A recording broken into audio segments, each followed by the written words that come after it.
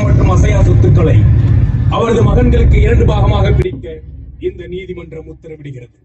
முதலாவதாக பாரதி நகரில் இருக்கும் வீடு அண்ணன் சேகருக்கு கொடுக்கப்படுகிறது. அதே மதிப்புள்ள புதுநகரில் உள்ள வீடு தம்பி கணேசுக்கு கொடுக்கப்படுகிறது. சரஸ்வதி அம்மாவின் பரம்பரை விவசாய நிலம் சேகருக்கும், அதே மதிப்புள்ள கோட்டூர் பண்ணை நிலம் கணேசுக்கும் பிரிக்கப்படுகிறது. மேலும் சரஸ்வதி அம்மாவின் கணவர் பயன்படுத்திய பத்மினி கார் பெரிய மகன் சேகருக்கும், சரஸ்வதி அம்மாவின் 15 பவுன் நகை சிறிய மகன் கணேசுக்கும் பிரித்து கொடுக்கப்படுகிறது. மேலும் சரஸ்வதி அம்மாவின் பெயரில் வங்கியில் உள்ள ரூபாய் 5 லட்சம் யாருக்கும் பிரித்து கொடுக்கப்பட மாட்டாது. ஏனெனில் அதில் வரும் வருமானம் அவரது இறுதி காலத்தில் அவருக்கு கை கொடுக்கும் என இந்த நீதிமன்றம் கருதுகிறது.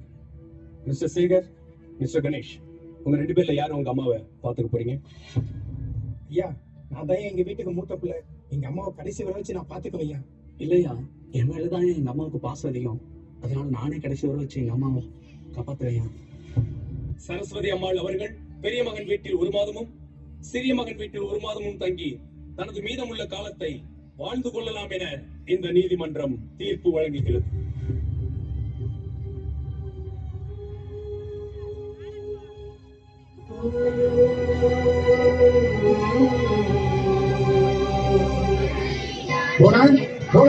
இங்க வாயே, யார் வந்துருங்க பாரு.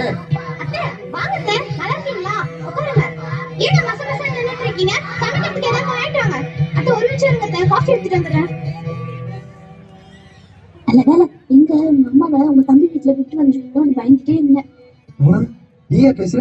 எங்க அம்மா மேல அவ்வளவு பாசமா?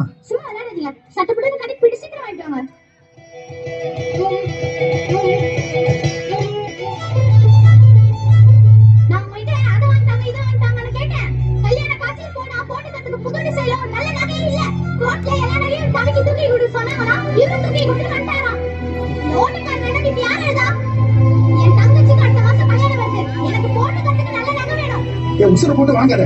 யாரு கையில காசு வச்சிருக்கா? அந்த கார் எங்க அப்பாவோட ஞாபகம் இருக்குமா? போடா, அது கார் இல்ல, எங்க அப்பாவுடைய கௌரவம். அதை போய் விக்க சொல்றீங்க.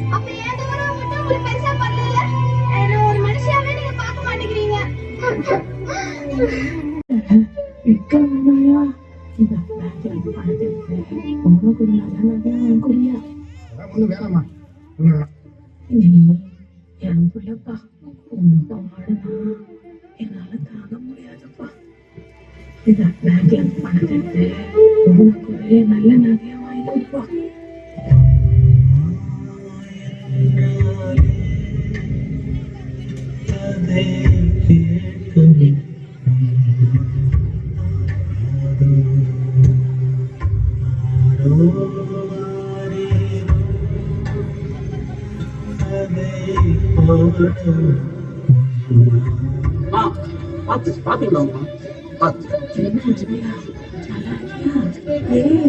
ஜனனி குட்டி எப்படி இருக்க?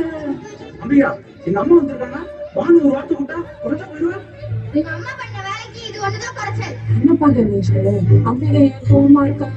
இந்த இன்டீரியர் ஒர்க் எல்லாம் பண்ணி கொஞ்சம் வீட வேற மாதிரி மாத்தலாம் நினைச்சிட்டு இருந்தா இருக்க எல்லா படத்தையும் ஒரு மூத்த பிள்ளைகிட்ட தூக்கி கொடுத்துட்டு வந்திருக்க. இல்ல, நீ உன் மனசு என்னதான் நினைச்சிட்டு இருக்க? மூத்தவன் மட்டும் தான் உனக்கு பிள்ளையா? பண்ணாலும் அம்பியா, அம்மாவுக்கு இந்த ரூம் கொஞ்சம் ரெடி பண்ணி கொடு. இருக்கிறது 2 ரூம். ஒன்னு நாம யூஸ் பண்றோம், இன்னொரு ரூம் கெஸ்ட் யாராவது வந்தா யூஸ் பண்ண வச்சிருக்கோம். உங்க அம்மாவை ஹால்ல தங்க சொல்லுங்க. திடீர்னு கெஸ்ட் வந்தா ஹால்ல தங்க வச்சு தானே ஆகணும். அப்ப சொன்னாதான் அவங்க தப்பா நினைப்பாங்க. அதுதான் இப்ப இருந்தே அவங்க பாட்டி பாட்டி நீங்களும் பாட்டி என்ன கூட பாட்டி போடுறேன். மொட்டை மாடியில துணி காயுது, அதை போய் எடுத்துட்டு வாங்க. எத்தனை வாட்டி சொல்லிருக்க அடுத்தவங்க யூஸ் பண்ணல, யூஸ் பண்ணக்கூடாதுன்னு. அவங்க வாய் வச்சு ஊதுனல நீ வாய் வச்சு ஊதுற. It's not hygienic. Do you have sense? Or you can't do homework without saying. போ. நான் மில்லுல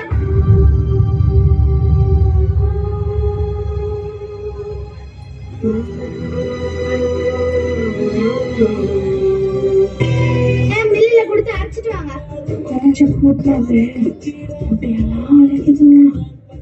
கொஞ்ச நேரம் கழிச்சு போயிட்டு வரேன். 1 மணிக்கு மில்ல க்ளோஸ் பண்ணிடுவாங்க. இப்ப போனா அரைச்சிட்டு வர முடியும். சரிமா?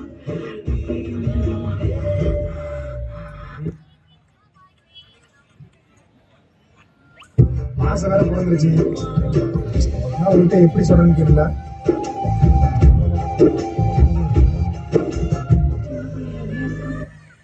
அம்மாவை பத்தி ஒரு மாதிரி பேசுறாங்க. நானே சில டைம் பார்க்கும்போது அவங்களே தனியா பேசிக்கிறாங்க. எனக்கு ஏதோ இது சரியா பண்ற மாதிரி இல்ல.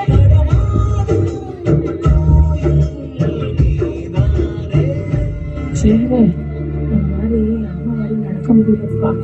இதெல்லாம் வரைக்கும் தலையெல்லாம் சுற்றி விருதுன்னு வருதுப்பா. டாக்டர் போய் பார்த்துட்டு வந்துடலாமா? அம்மா, இருக்கிற 1000 டென்ஷன்ல நீ வேற ஆஸ்பத்திரி போற, அங்க போன இங்க போனுட்டு. எனக்கு டைம் எல்லாம் கிடையாது.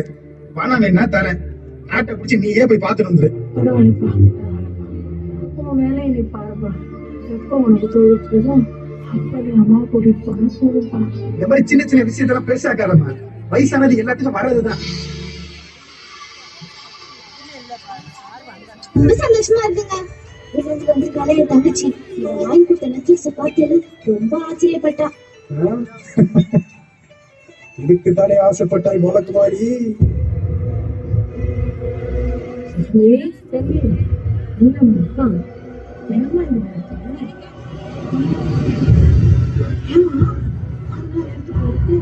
என்ன பண்ணது உனக்கு? என்ன படம் எடுத்தாங்க? என்னாச்சு? என்னம்மா என்ன சொல்லுன்னு தெரியல. அக்காவோட நகை போய் ஐயோ அத்தை, என்ன மன்னிச்சிடுங்க அத்தை. ஏதோ நகை மேல இருந்து ஆசை இது மாதிரி பண்ணிட்டேன் அத்தை. அத்தை, இந்த விஷயம் மட்டும் வெளியில தெரிஞ்சிருந்தா என் மானமே போயிடும் அத்தை. என்ன உங்க மகளா நினைச்சு மன்னிச்சிடுங்க அத்தை. இப்ப எனக்கு என்ன பண்றதுன்னே தெரியல அத்தை. ஐயோ, அதோ சொந்த பையன் வீட்லயே இப்படி யாராவது திருடுவாங்களா? பணத்தை கொடுக்குற மாதிரி கொடுத்து போட்டு உங்க அம்மாவோட புத்திய பாருங்க. சீ, இப்படி திருடி பொழப்பு நடந்துட்டு எங்கேயாச்சும் நாடு கட்ட சாவலாம். அம்மா, நான் உனக்கு என்ன குறை வச்சேன்? ஏமா அப்படி பண்ண?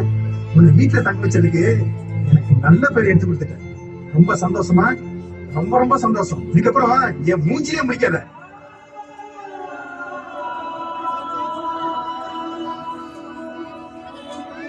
ஹே கணேஷ், அம்மா வீட்டுக்கு வந்தாங்க. அதான் காலையில இருந்து அம்மா உட்காரணும். நானும் எங்க இல்லாம தேடிட்டேன். எங்க போனவனே எனக்கு தெரியல. என்ன பண்ணு, எனக்கு கையும் உள்ள காலும் உள்ள கணேஷ். என்ன அம்மா சின்ன வயசுல இருந்து இந்த ஸ்டெல்லா மேடம் சொல்லிட்டு இருப்பாங்கல்ல, ஆமா அவங்க வீட்டுக்கு போயிருப்பாங்களாண்ணா? ஆமா, இந்த யோசனை எனக்கு தோணவே இல்லைப்பா. என்ன ஒண்ணு பண்ணுவோமா, நம்ம 2 பேரும் வண்டி எடுத்து அங்க பாத்துட்டு வந்துருவோமா? ஆமாண்ணே, அந்த வண்டி எடுத்துட்டு வந்துடுறேன். சீக்கிரம் வண்டி எடு, சீக்கிரம் வண்டி எடு. சரி.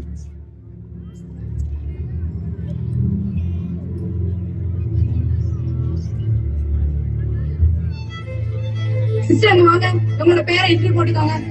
இவங்க ரூம் சீக்கிரம் அரேஞ்ச் பண்ணுங்க. மந்த்லி செக்அப்லாம் கரெக்டா இருக்கணும். இவங்க ஸ்பெஷலி கேர்ல வச்சுக்கோங்க. நான் எப்ப கேட்டாலும் இவங்களோட ரிப்போர்ட் என்னோட டேபிள்ல இருக்கணும். Okay sister, make it fast. Madam madam, ஒரு நிமிஷம் மேடம். அந்த அம்மா முன்னாடி உங்களுக்கு தெரியுமா? ஓ எஸ், நல்லா தெரியுமே. ஒரு 25-30 வருஷத்துக்கு முன்னால இவங்களும் இவங்க கணவரும் இங்க வந்திருந்தாங்க. இங்க இருந்துதான் அவங்க 2 அனாதை குழந்தைங்களை தத்தெடுத்துட்டு போனாங்க. இப்ப இவங்களே அனாதையா நிக்கிறாங்க.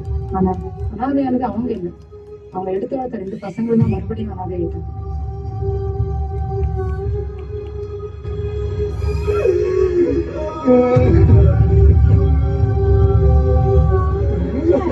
அம்மாவுக்கு வேற வியாதியுமா?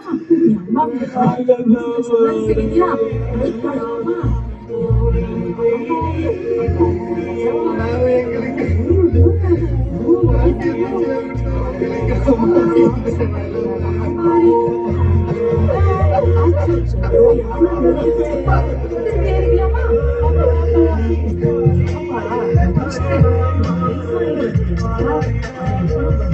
எவ்வளவு அழகா இருக்கு பத்தியா?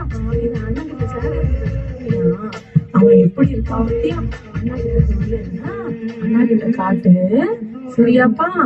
சரி, நாளைக்கு நீ பள்ளிக்கூடத்துக்கு போகும்போது உன்னை நான் கொண்டு போய் விடுறேன். சரியா?